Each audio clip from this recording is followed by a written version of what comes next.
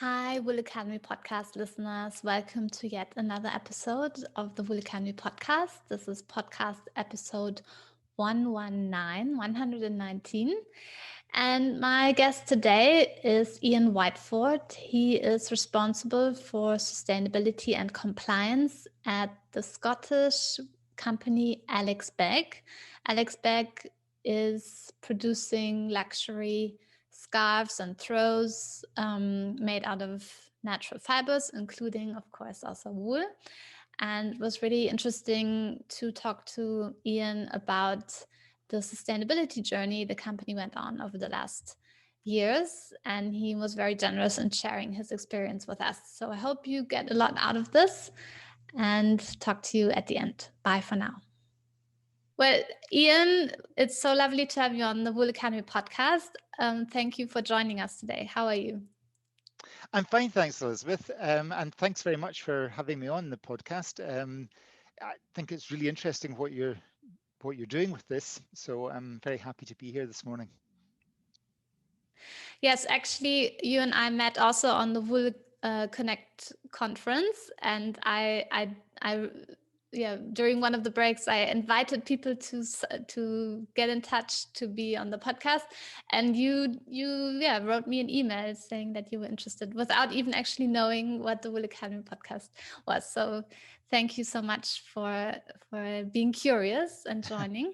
And yeah, to get us started, maybe give us a little bit of an introduction of the company Alex Begg, like where is it based, what do you do, etc. Okay, well, Alex Begg is a Scottish weaving and finishing company. So we start with dyed yarn and we weave it and finish it into mostly accessories, mostly scarves, some stoles, and we do a little bit of home wear as well. Um, so rugs. Um, we are based in Ayr in the west coast of Scotland. We're 160 years old nearly. So we go back quite a long time. And we are about 120 people. We're owned by Lindengruppen. Lindengruppen is a Swedish family-owned company, and we're a relatively small part of that.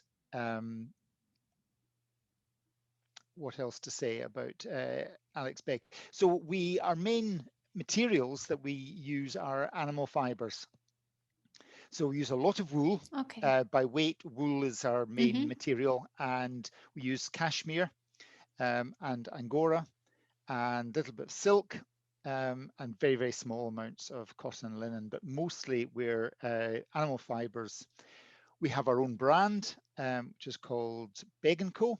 And we also manufacture for some of the top fashion brands in Europe. So we've got two Ah, wonderful. outlets for our products. So very Yeah, much and in then the, also yeah, tell us, yeah, sorry. sorry, but also tell us a little bit about yourself and your role at Alex Begg. So I've been with Alex Begg for just over 5 years now. I look after sustainability and compliance. So two parts to the role, and the compliance part, which I think for most people is the less interesting part, is about the management standards and the management system. So we're certified for quality, ISO 9000 for environment, ISO 14000 for energy management, ISO 50000, and we have a management system that holds all of that together. And the sustainability part has been a journey for me and also for the company, because 5 years ago when I joined, we didn't have a sustainability manager. So for me, it's been a great opportunity to start something off, to develop a strategy and a structure for sustainability. And it's been the beginning of the company's formal journey with sustainability. Of course, there was work being done before that, but I think in a formal sense and a structured and disciplined sense, um, the last 5 years has been the beginning of that formal journey. Um, yeah. Yeah, and we'll talk about sustainability in a little while later. But before we dive into that, maybe also tell us a little bit about the history. You said 160 years. Do you Yes. know more Well, about what happened? we we know less than we'd like actually, because we had a big party a few years ago to celebrate 150, and um, we know that the company started in Paisley, which is also in the west of Scotland, and Paisley has a long history with textiles.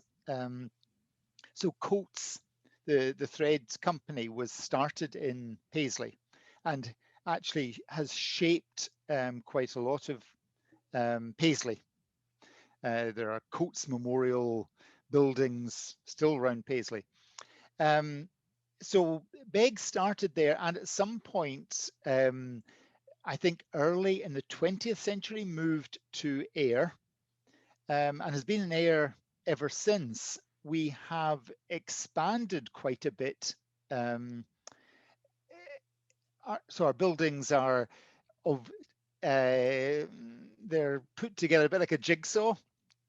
Um, we are much bigger than we look from the front. At some point, as the cashmere industry developed, we started weaving cashmere and moved into more of the luxury sector.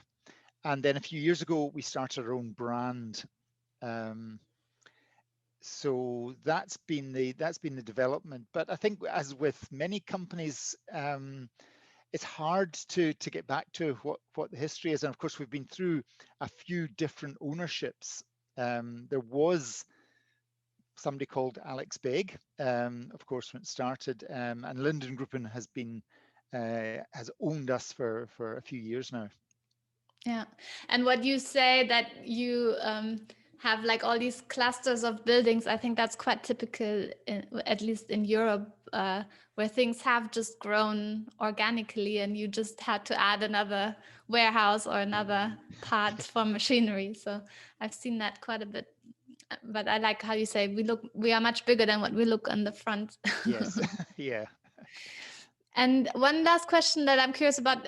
So you say you source mainly animal fibers, and where do you are you particular about where you source your animal fibers from? Well, I think because we sit at the very top of the supply chain, our understanding of where the fibers come from has been fairly recent, but it's work that we've been doing before I started, but probably only in the last 10 or so years. So our Angora, we source as Caregora, so it's ethical Angora. It's certified to very high standards of animal welfare. Um, the cashmere is something that we're working on in terms of sourcing it, but it's both Mongolian and Chinese cashmere, about 50 of those two. And the wool, which I guess it's the Wool Academy podcast, and wool is the main fiber that we use by volume. Most of the wool is Australian merino, and most of it's coming through New England Wool and is certified under the Sustainable scheme. Okay. Um, we have some other wool, and that's really, but it's chosen by the spinners. But it's something that we're actively working on to understand better where all our materials are coming from. But the vast majority of our wool is under the Sustainable scheme. Mm-hmm. Okay. Thank you for sharing that. And yeah, you mentioned already that sustainability has been a journey for the past few years at Alex Begg. So maybe tell us a little bit like why did this journey start and kind of how did it develop to where you are today? Um, I think um, when we talk about our sustainability journey, it's partly and I think principally driven by Linden Group, and so our owner is um, very interested and very keen, very personally committed on sustainability.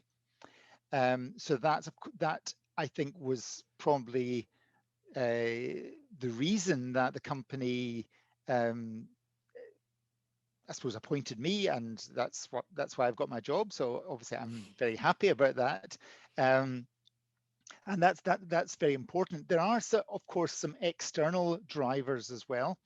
One of those being legislation in the UK, as I think in throughout Europe and probably throughout the world, the um, the legislation on environmental issues is increasing, and even in the few years I've been with Alex Begg, we've seen legislation on energy management, we've seen legislation on waste, we've seen a tightening of our effluent standards, and obviously there's more environmental legislation to come.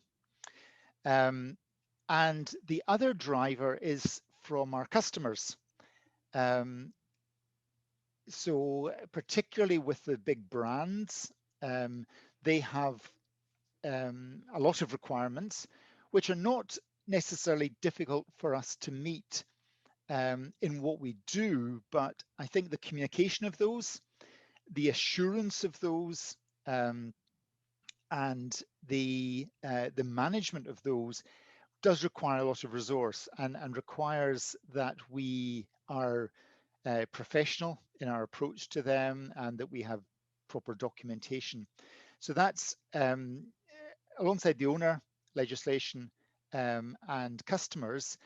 I think when I talked particularly to new employees, but to people within Alex Begg, I say that those are from, in a sense, from outside. But I'm really keen that Alex Begg should be known as a company that is passionate about sustainability. That the drivers are internal, and um, that we're knowledgeable about sustainability issues for us in our supply chain, and that we're keen to implement improvements and solutions, and to have some vision for being a company that's, even though we're small, that we're leaders in sustainability. Yeah, and you shared your sustainability report with me, and I read through it, and I thought, and we'll talk more in detail about some aspects, but I thought you can already see from what you have done so far that there is a very large commitment from employees as well to implement your sustainability goals.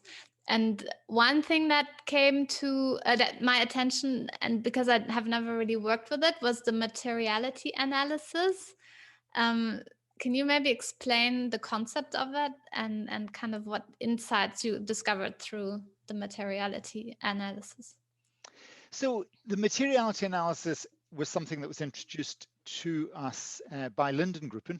Um, so, and I think the approach that Linden Group has is to encourage companies to work on sustainability, but not to try and make all of the companies that they own the same, because actually we work in very diverse markets.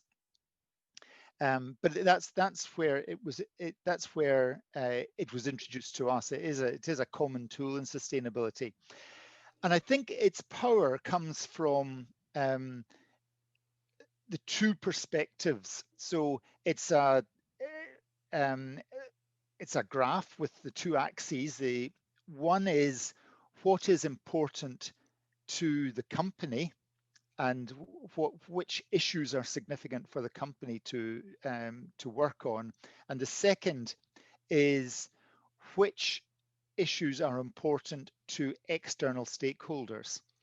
And so you plot the principal issues as to their importance to you internally and their importance to external. And of course, the idea is that you would work primarily on the issues that are important in both respects.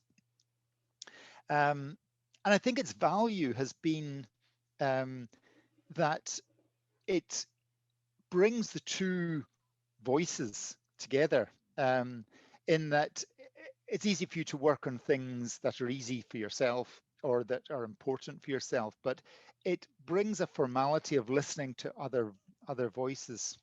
So, for example, one of our customers, and this has only happened in the last year, one of our customers has started talking to us about water management. Now, anyone who knows anything about the west coast of Scotland knows that water shortage is not an issue that we would ever uh, we would ever can even consider. We have too much of it, um, but it has made us think about water management, and uh, how much water we use, and indeed the energy that's required to produce water that the water companies use to deliver water to us. And so we've started this year to take our first steps on water management. And undoubtedly, when we do our materiality analysis at the beginning of next year, water management will be on it, which it hasn't been before, Mhm. and that's because of a customer starting to ask us questions and to look for some evidence that we're managing our water. And what I also saw that you then connected to this materiality analysis is also kind of what drives innovation. You had like different, if I understood correctly, that you also looked like what helps us, drive innovation and improve our business in a sense. Yeah, so we have tried to link the issues which we are on our materiality analysis back to our strategic um, 5-year strategic plan, and innovation is a key part of our strategic plan. So we're particularly looking for um, things which appear in our materiality, which would drive innovation, as well as making a difference is another key Mm-hmm. platform of our 5-year strategy, that we want to be a company that um, doesn't just make scarves, it doesn't just employ people well, but makes a difference. Yeah. But that also shows the importance of having sustainability really integrated within your business goals. And I think that shows it quite clearly how you did it. Well, yes, thanks for thanks for saying that. I'm glad it does, because I think the one of the challenges that I think sustainability professionals face in companies is that sustainability can become um, just a series of stories of things we're doing. Now, I know you're a communications professional, and so you know, I and like I stories, yeah. you like stories, and I like stories too, and I've really tried in the sustainability report to put stories, but um, I think so. My original background is as a scientist, and so for me, it's really important to hang the stories together and to have an underlying structure and a meaning, and to say um, these stories are important because this is our direction. This story connects with that story. Here's how it all hangs together, Mm, and that's what's led us to the sustainable development goals in yeah. sustainability reporting as well. Yeah, exactly. That was also something I noticed, that all your goals or your all your efforts are also connected or linked to achieving or supporting of achieving the United Nations Sustainability Development Goals. Um, so, which of the goals did you decide to work towards of the SDGs, as we say in short? Yeah, I think it wasn't so much that we chose some goals. I think um, again, I was keen that I don't want our sustainability to be just talk, and things that are not rooted in reality. So it was more, I think, saying there are some goals where we can make a difference, and those are the ones that should be important to us, because of course there's 17, and we're a small company, so we shouldn't try and work on everything. So um, decent work, number 8, is one that's important, because not only can we make work within the company good, attractive, well paid, but also we can have some effect outside of the company by the suppliers we choose, by where we place our business. So we have some impact there. Responsible consumption, of course, that would be important for a manufacturing company um, to that's interested in sustainability and that's working on sustainability. That whole thing about what we consume, what our supply chain consumes, how we relate to our customers as consumers. Um, Number 15, life on land, perhaps seems a little bit off from the others, but I think because of our work um, down the supply chain now, um, we are in touch with Sustainawool, and obviously they're doing work through their members who are Australian sheep farmers um, on management of the land, and through the Sustainable Fibre Alliance in the cashmere supply chain, that's very much part of their work in Mongolia. So because we're related to those two organizations and we're committed to them and investing in them, we feel we've got some influence on life and land. And the last one that we're particularly feel we've got some contribution is about partnership. And again, because we're a small company, partnership's really important to us. But also we actively are working on partnerships. The Sustainable Fibre Alliance I've mentioned. We work with universities. We did a project with students last year on using some of our excess and waste material for their honours projects to design new garments. Um, we work with NGOs, and through Sustainable Fibre Alliance, we've actually found ourselves working with customers, suppliers, and competitors, which is a really interesting dynamic. So that partnership aspect is really important for us as well. So those are the 4 that we count as our main, because we've Mhm. got our main emphasis, because we've got some degree of activity that is contributing towards those. Yeah. But yeah, you say that life on land, the goal life on land, is it 15 life on land? 15 Yeah. is life on land. Yeah, yeah. Um, I've got notes here, but so I'm very impressed that you you knew that yeah, I without have been notes. looking at them also for many times, but I don't know them all by heart. But yeah, I know that life on land is green, and I think I remember the 15 being on there as well. But for me, like anyone who is working with wool, no matter where in the supply chain, has a positive impact or has an impact on Yeah. life on land. So for me, that's a natural goal that I think the wool industry or any animal fiber industry is working towards. So I find that quite logic. Yeah, well, I was really interested in your one of the recent podcasts where you were talking about you know, wool farmers in particular as being guardians of the land. And I think that's something, as I've started to visit and look at where our fibers come from, that is really important. It's not just material; it's about what is happening to the land. And I think in current times, as the discussions on sustainability widen, I think that it's a really important aspect of what's happening with anyone who's using wool products, or indeed the meat that comes from Hmm. the animals as well, because these are always in parallel, of course. But that that idea of managing the land and looking after the land, I think, is something that needs to be explored more fully. But is a really Yeah, important definitely. aspect. Yeah. Yeah, that was the interview with Richard Doherty. And yeah, it was really, I like that went on forever, that interview, because it was so interesting to talk to him.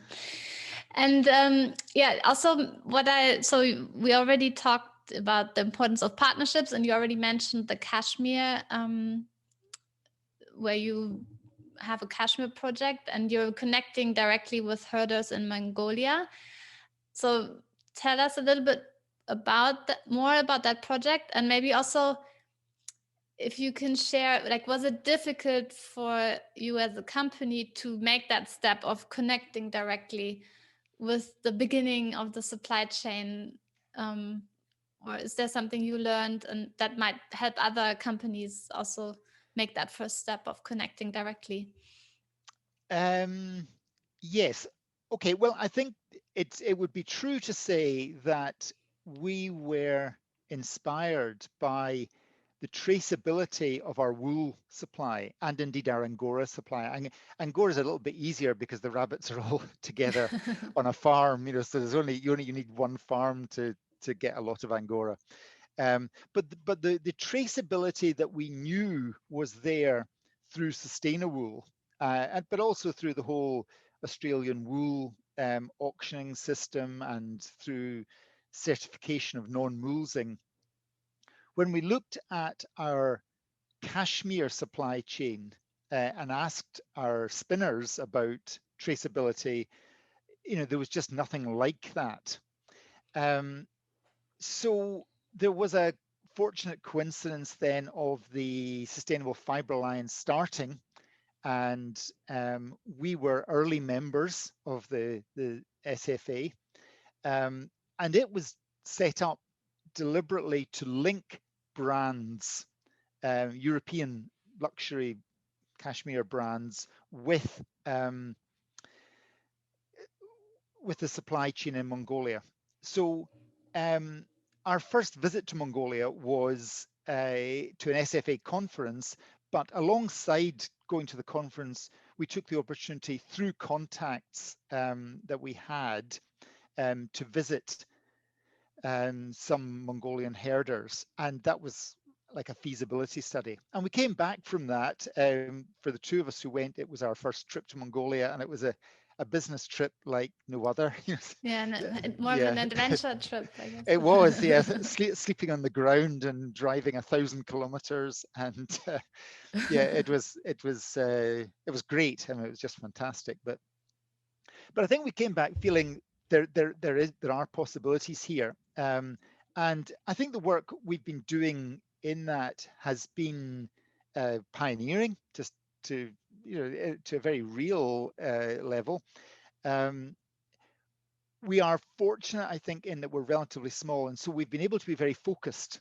We can go, and we've bought cashmere, or our agent has bought cashmere from um, areas that we have personally visited, and then we're able to keep our own custody of that back to Mongolia, to Ulaanbaatar.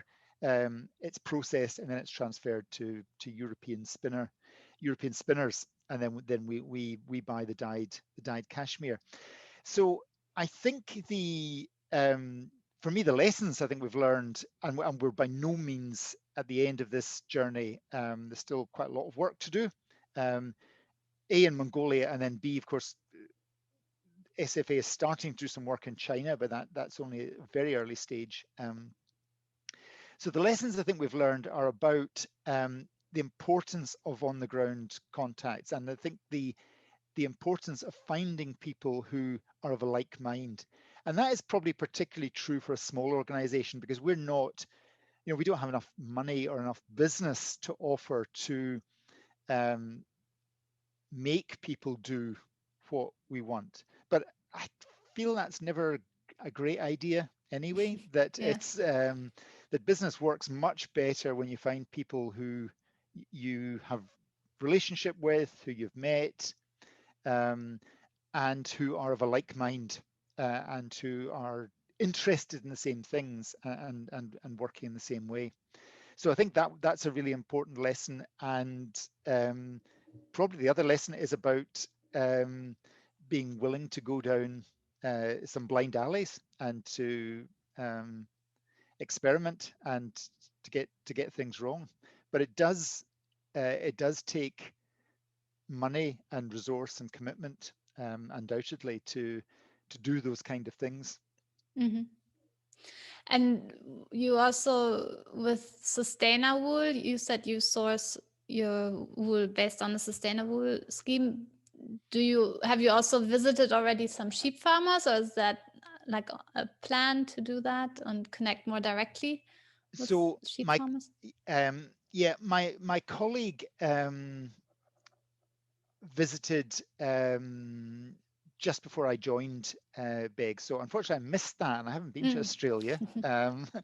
I would love to see the sheep the sheep farms, and actually, my one of my first jobs as a student was unloading wool in a wool warehouse in the north of Scotland. And so I've lifted tons of wool over that summer, but but it took me a long time to come back to the textile and wool industry. But I did have some early experience of being close up with wool. Um, so we did visit, I think 6, 7 years ago now. But I think our experience in Mongolia has made us think that it's good to have traceability, but perhaps we should be thinking about taking that a step further and trying to make some specific links with farms, um, rather than just saying we're going to buy through the Sustainable Wool program generally, because because of the excellent traceability that there is in wool, that I think we're not making the most of what's on offer there.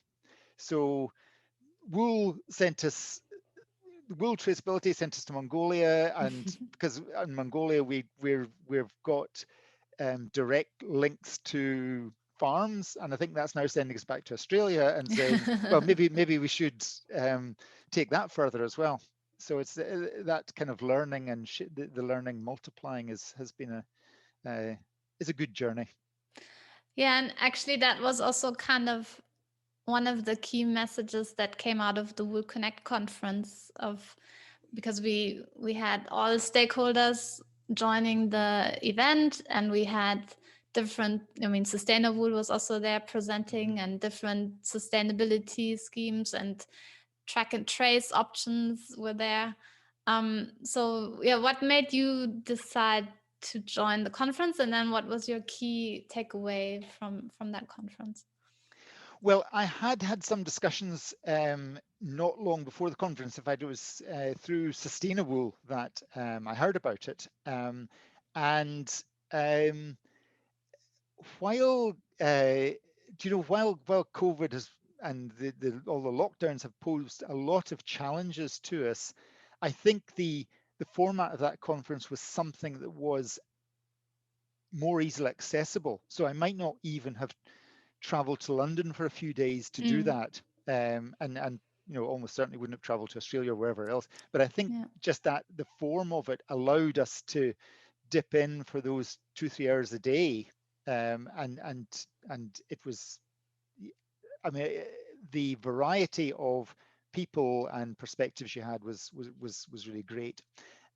So I learned a lot technically from it, um, but it was that sense um, of course, it's more complicated than always than you think, but that complexity brings a richness to it as well. And I think there was a stimulus and a challenge to um, work more along the supply chain, um, because I think for all of us, um, the the um, work means more when it has a wider meaning.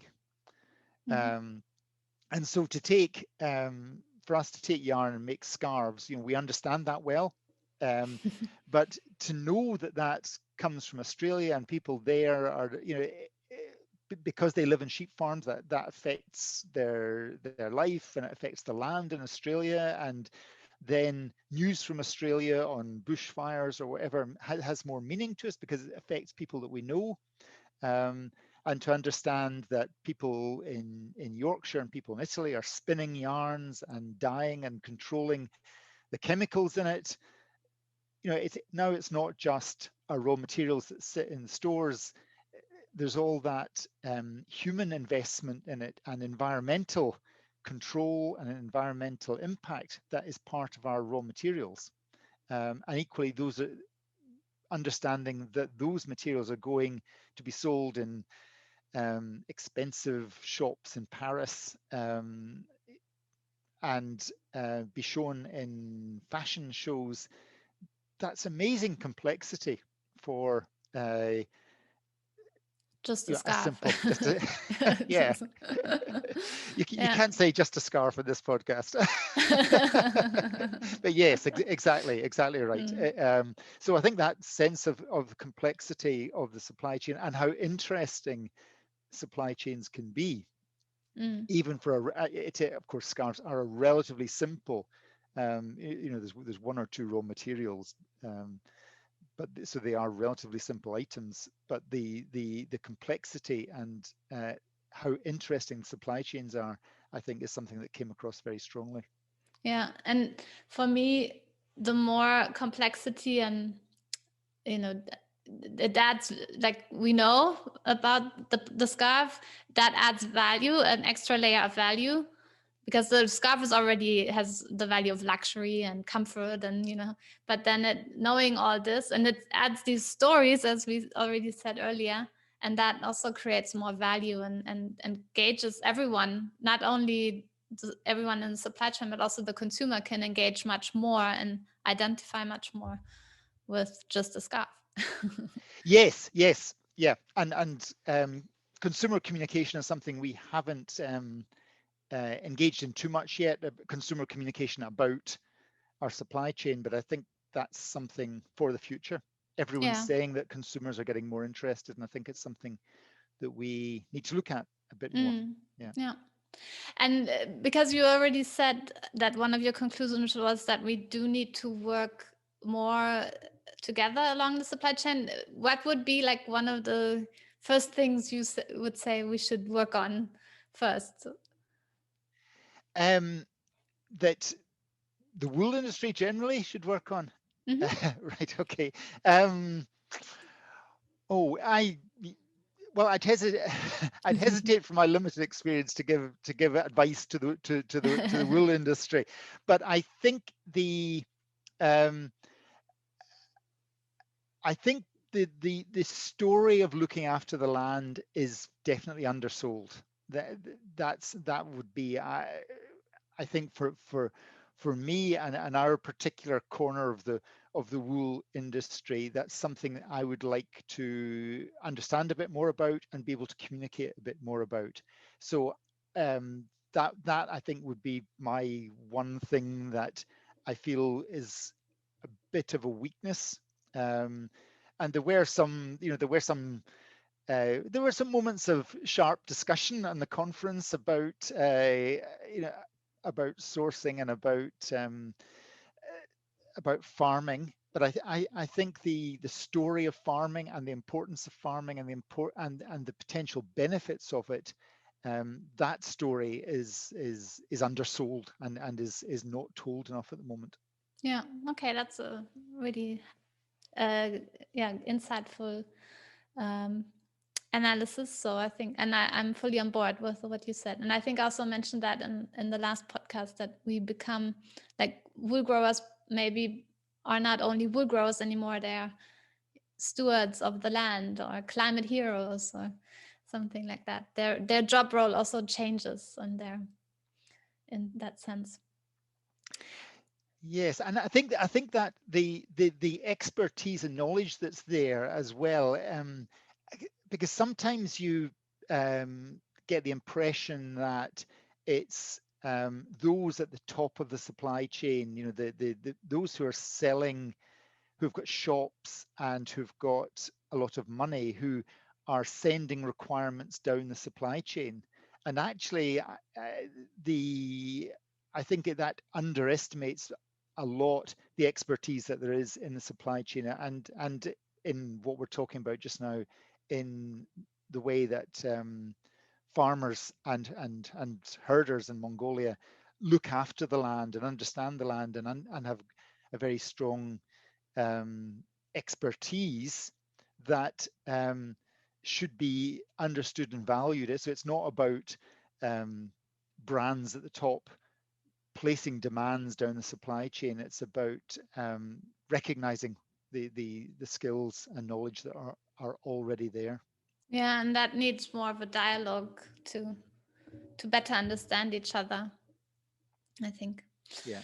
Yeah. Well, Ian, it was really, really lovely talking to you. I really appreciate you sharing all those insights of the work that you do at Alex Begg. And I'll make sure to link to your company's website and also to the brand, which is Begg and Co. Beg and Co. Yeah. Yeah. And Beg X Co is yeah, yeah. okay. And those just scarves are really, really beautiful, made of wonderful natural fibers, including wool. So I think everyone should check them out and follow a little bit your sustainability journey as you explained it to us today. So thank you so much, and I wish you well for all the important work that you're doing. Well, thanks very much for your interest, Elizabeth, and it's been great to talk to you. So thanks so much for having me on the podcast. Perfect. Thank you. Okay, thanks. Hello, I do hope you enjoyed today's episode with Ian Whiteford from Alex Begg. And if you want to find out more about Alex Begg and the work that Ian has been doing at the company, then head on over to the show notes at elizabethvandelden.com/119. And I will link to everything that we mentioned in today's episode. So I hope you're keeping safe and that you will be joining me again in 2 weeks' time. And bye for now.